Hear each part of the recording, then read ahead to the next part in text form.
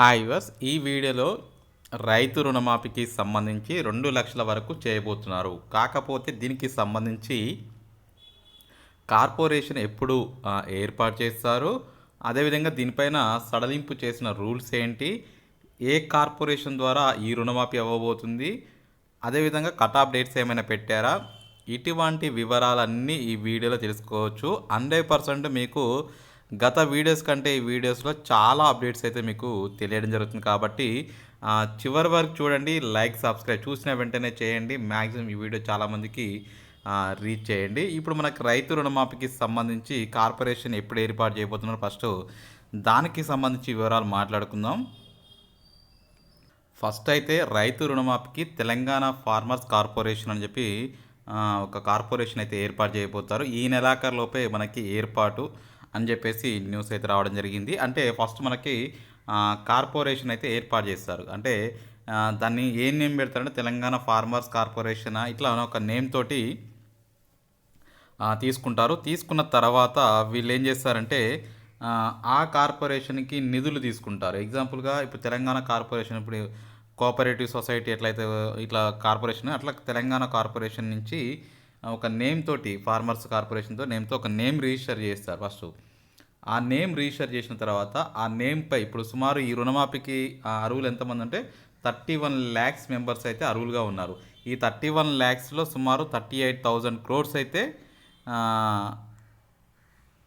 Requirement అయితే ఉంది. 31 lakhs లక్షల మంది రైతులు అర్హులు అయితే 38,000 crores నిధులు అవసరం పడుతున్నాయని చెప్పేసి వీటికి చెప్పడం జరుగుతుంది. ఇక్కడ మనకి గుర్తుపెట్టుకోవాల్సిన మేజర్ అంశం ఏంటంటే ఈ 38,000 crores అప్పు ఎలా తీసుకుంటారంటే ఈ కార్పొరేషన్ రిజిస్టర్ చేసి ఫస్ట్ కొన్ని అస్యూరెన్స్లని గవర్నమెంట్ నుంచి చూపిస్తుంటుంది.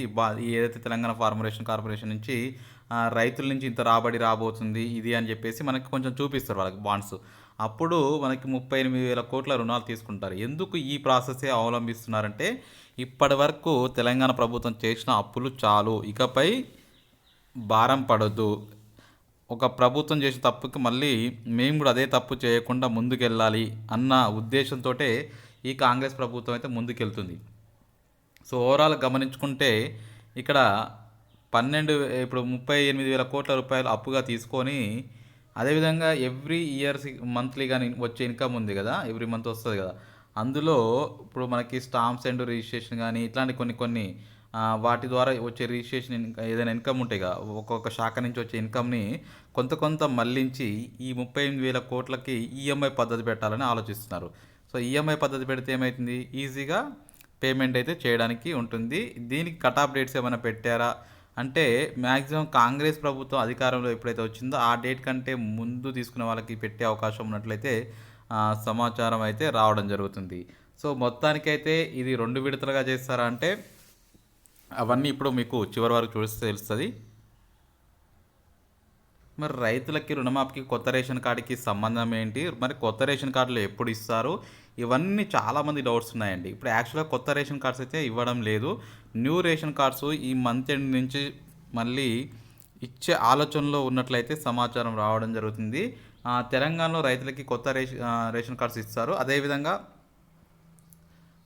కొత్త రేషన్ కార్డు ఉన్నవారికే రుణమాఫీ ఉంటుందా అంటే అట్లా ఏం కాదు. ఏదైనా ఒక రేషన్ కార్డు ఉన్నవారికి ఆ రేషన్ కార్డుపై 2 lakhs వరకు ఉంటుంది. ఈ 2 lakhs కూడా ఏకకాలంలో చేస్తారా, విడతల వారీగా చేస్తారా, లేకపోతే దశల వారీగా చేస్తారా అంటే ఏది క్లారిటీ అయితే లేదు ఇప్పటివరకు. కానీ ప్రభుత్వం సైడ్ నుంచి వినిపిస్తున్న అసలు వార్త ఏంటంటే మేము ఒకేసారి కంప్లీట్ చేస్తామని చెప్తుంది. కానీ మనకు వస్తున్న సమాచారం ఏంటంటే 2 విడతల్లో చేసే అవకాశం ఉంది. అంటే మొదటిసారి 1 లక్ష, రెండోసారి 1 లక్ష చేసే అవకాశం ఉంది. ఎందుకంటే ప్రభుత్వానికి ఇప్పుడే రావడం జరిగింది, చాలా ఛాలెంజెస్ ఉన్నాయి, చాలా పథకాలు ఇంకా ఇంప్లిమెంట్ చేయాలి. కాబట్టి ప్రభుత్వంపై భారం పడకుండా ఉండడానికి కోసం మొదటగా 1 లక్ష రూపాయలు రిలీజ్ చేసి తర్వాత 1 లక్ష తర్వాత చేయాలని చెప్పి ఆలోచనలో ఉన్నారు. చూద్దాం.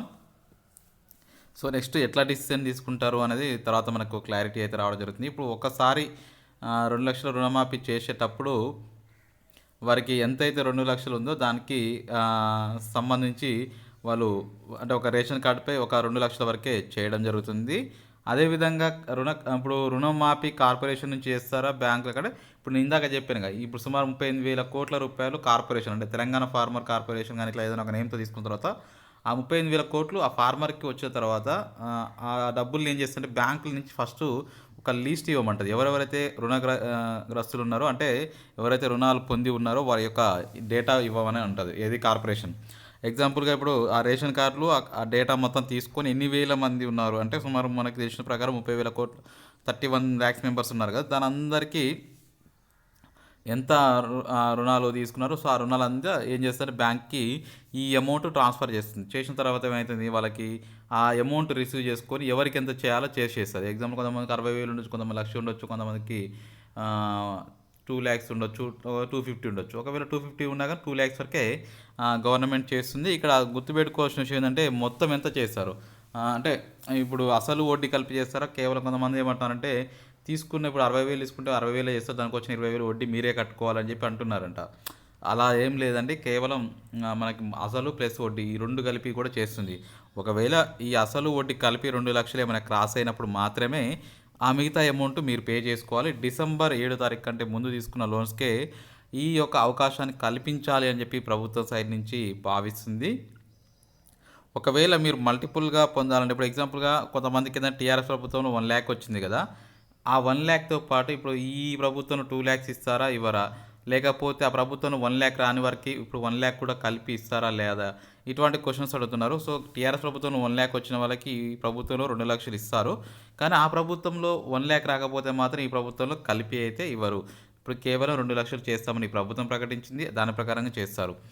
ఇంకా కొంతమందికి డౌట్ ఏంటంటే మార్టిగేజ్ లోన్స్ ఎలా చేస్తారు అంటే మార్టిగేజ్ లోన్స్ గోల్డ్ లోన్స్ మాఫీ చేస్తారని అడుగుతున్నారు. వాటికి లేదని క్లియర్ కట్గా తెలంగాణ ప్రభుత్వం అయితే చెప్తుంది. ఎందుకంటే ఈ రెండు ఏంటంటే ఇవి అవసరాలు వాళ్ళ పర్సనల్ అవసరాల కోసం తీసుకుంది తప్ప అది కాదు. కేవలం క్రాప్ లోన్ టైప్లో పాస్బుక్ జిరాక్స్ పెట్టుకొని ఎవరైతే తీసుకున్నారో అవి మాత్రమే ఉంటుంది తప్ప మార్టిగేజ్ చేసి గోల్డ్ లోన్స్ గోల్డ్కి పాస్బుక్ జిరాక్స్ అటాచ్ చేయడం ఇటువంటివి చేస్తే మాత్రం రుణమాఫీ ఉండదు అని చెప్పేసి వీళ్ళు చెప్తున్నారు. ప్రస్తుతం అయితే మార్టిగేజ్ లోన్స్కి వీటికైతే ఉండదండి. నెక్స్ట్ కార్పొరేషన్ ద్వారా తీసుకొని ఈ యొక్క అమౌంట్ అయితే సుమారు ఒక 38,000 కోట్ల రూపాయల వరకు అయితే విడుదల చేసే అవకాశం అయితే ఉంది. దీనికి సంబంధించి ఆల్రెడీ కూడా క్యాబినెట్ మీటింగ్లో చర్చలు అయితే నడుస్తున్నాయి. సో ఈ చర్చల తర్వాత ప్రస్తుతానికి డేటా తీసుకొని డేట్ కట్ ఆఫ్ డేట్ పెట్టి అదేవిధంగా వడ్డీ ప్లస్ అసలు ఆ కార్పొరేషన్ నుంచి నిధులు విడుదల చేసే అవకాశం ఉంటుంది విడతల వారీగా. అంటే ఇప్పుడు ఎగ్జాంపుల్గా ఇది కూడా ఒకేసారి అందరు ఎగబడవచ్చు కదా రుణమాఫీ అనగానే, అట్లా కాకుండా వాళ్ళు ఏం చేస్తారంటే 2018 to 2020 పీరియడ్ వరకు ఒకసారి, 2020 నుంచి 2022 వరకు ఒక పీరియడ్, 2022 నుంచి 2024 వరకు ఒక పీరియడ్. సో ఈ మధ్యలో తీసుకున్న లోన్స్ వల్ల ఒకసారి మాఫీ, వీళ్ళకి ఒకసారి ఇట్లా పెట్టే అవకాశం ఉంటుంది. ఏదేమైనా చూద్దాం. మొత్తానికైతే మన ఛానల్ నుంచి నేను మంచి ఇన్ఫర్మేషన్ ఇవ్వడానికే ప్రయత్నం చేస్తాను ఎప్పటికప్పుడు. కాబట్టి లైక్ సబ్స్క్రైబ్ చేయండి రుణాల గురించి. Thank you for watching. Have a nice day.